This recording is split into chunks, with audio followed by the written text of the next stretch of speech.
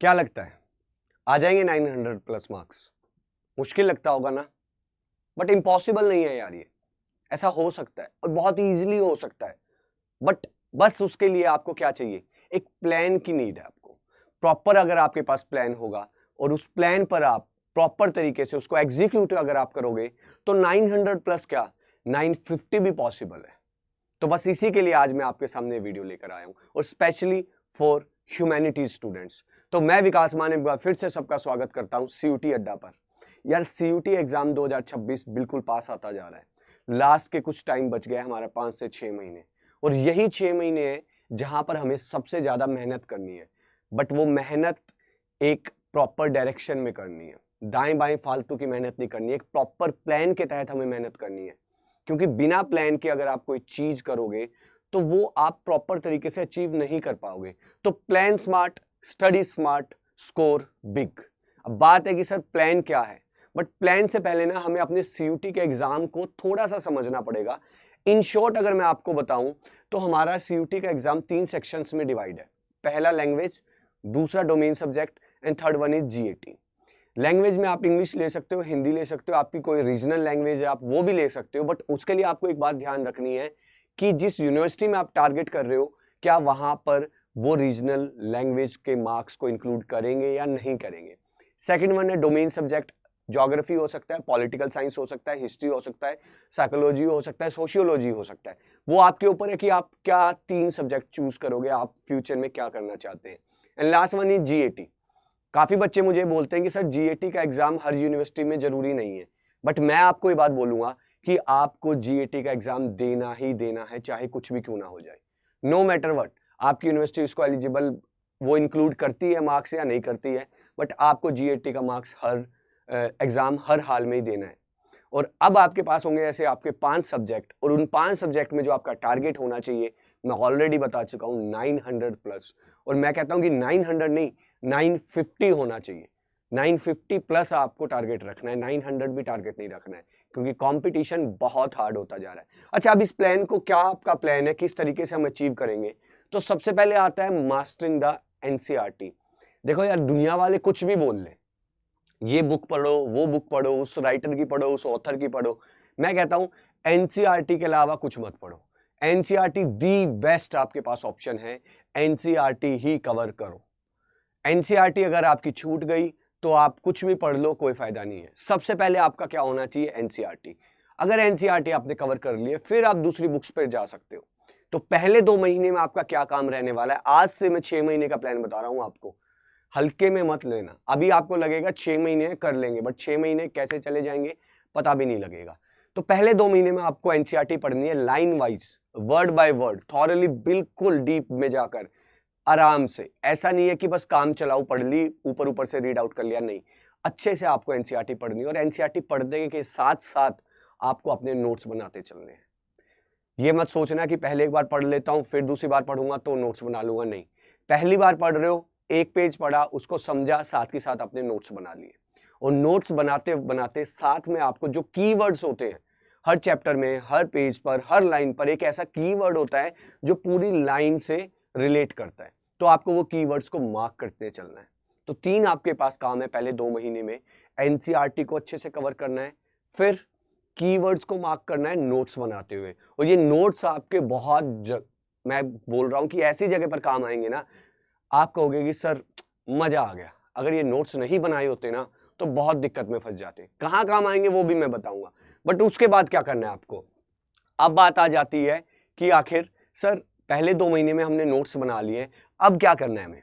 भाई तीसरा और चौथा महीना स्टार्ट हो जाएगा। ये वो टाइम है जब आप एनसीईआरटी को पूरा पढ़ चुके होंगे। अब आपको प्रैक्टिस करना स्टार्ट करना है, क्वेश्चंस की प्रैक्टिस करनी है, डेली एमसीक्यूज करने हैं आपको, पीवाईक्यूज करने हैं, एमसीक्यूज करने हैं, हो सके मॉक टेस्ट देना स्टार्ट कर दो। बट क्यों है ये, उसके पीछे का भी एक रीजन है, क्योंकि सीयूटी का एग्जाम टाइम बेस्ड एग्जाम है, 60 मिनट्स 50 क्वेश्चंस।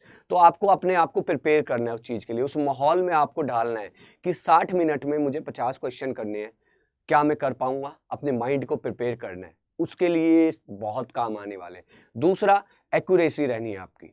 आपको ये पता होगा कि किस क्वेश्चन में, किस सेक्शन में मेरे को कितना टाइम देना है, किस टॉपिक के क्वेश्चंस को मैंने ज्यादा ध्यान देना है और किस पे कम ध्यान देना है।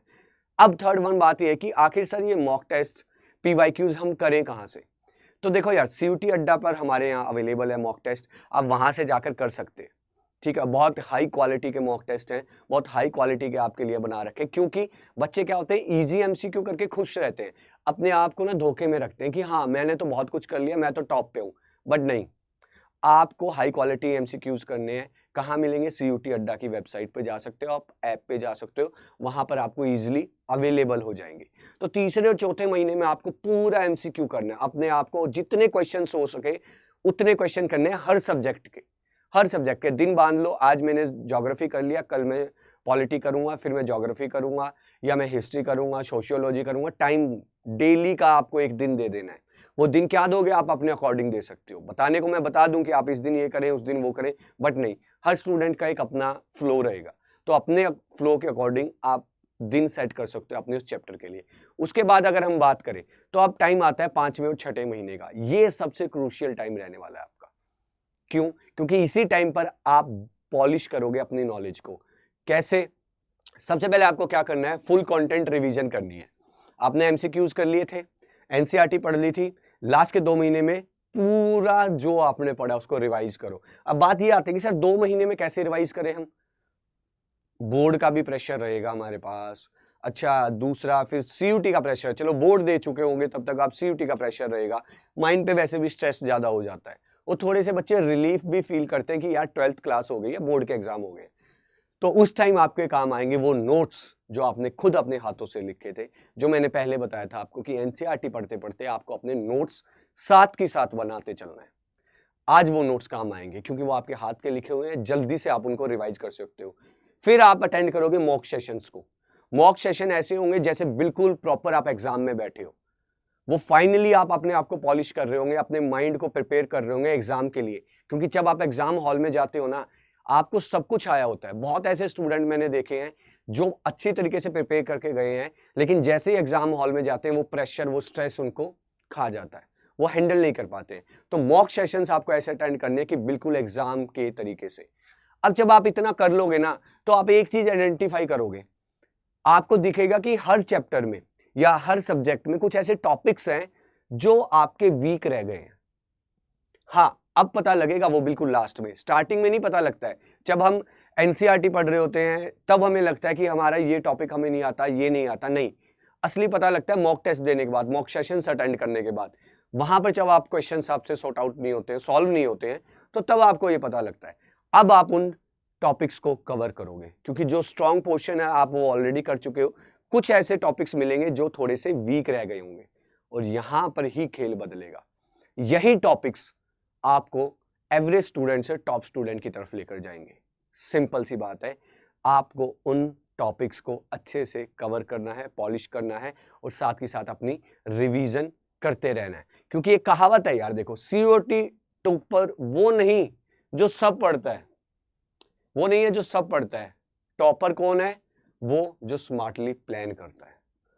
और किसी भी कॉम्पिटिटिव एग्जाम में, बड़े एग्जाम में आपको प्लानिंग की बहुत जरूरत है।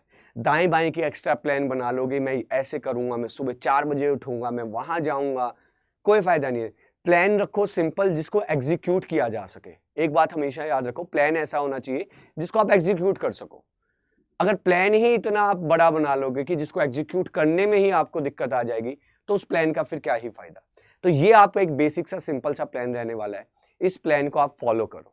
और जिनको ये लगता है कि सर मैं तो बहुत सीरियस हूं, मैं इस प्लान को फॉलो करूंगा, बट मुझे अच्छे टीचर्स चाहिए जिनके साथ मैं अपनी प्रिपरेशन कर सकूं, तो उसके लिए भी आपके मतलब हम आपके लिए एक समाधान लेके आए हैं।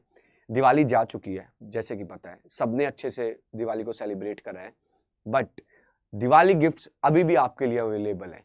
क्या अवेलेबल है, जरा उनको देखते जाते जाते। जैसे कि आपको पता है कि दिवाली गई है, भाई दिवाली गई है तो स्टूडेंट्स के लिए हम ऑफर्स लेकर आए थे। ठीक है, ऑफर्स लाए थे, यानी कि आपके लिए गिफ्ट लेकर आए थे, और वो गिफ्ट अभी भी आपके लिए अवेलेबल है। बस आपको करना क्या है, अड्डा 247 की आपको वेबसाइट पर जाना है, ऊपर ऑल कोर्सेज में जाना है। ऑल कोर्सेज में जाकर UG PG एंट्रेंस पर आप जाओगे तो CUT महापैक में आपको जाना है। CUT महापैक में आपको सारे यहाँ पर ऑप्शंस दिखेंगे कि कौन से स्ट्रीम के लिए, ह्यूमैनिटीज के लिए आज मैं वीडियो बना रहा हूं। तो ह्यूमैनिटीज के स्टूडेंट के लिए CUT ह्यूमैनिटीज का महापैक आपको अवेलेबल है, जल्दी से जाइए क्योंकि अब ये लिमिटेड टाइम के लिए है। अब हम इनको ज्यादा दिन होल्ड नहीं कर सकते क्योंकि काफी बच्चों ने एनरोल कर लिया है और लास्ट की कुछ लिमिटेड सीट्स ही बची हैं। अब बात यह है कि सर बैच परचेज कर लिया, हमें डिस्काउंट कैसे अवेल होगा? डिस्काउंट के लिए भी बहुत सिंपल है। आप जैसे ही जाएंगे आपको सिंपल सा बैच परचेज करते वक्त आपको एक कोड डालना है। क्या कोड डालना है? वो कोड होगा आपका MAPS26।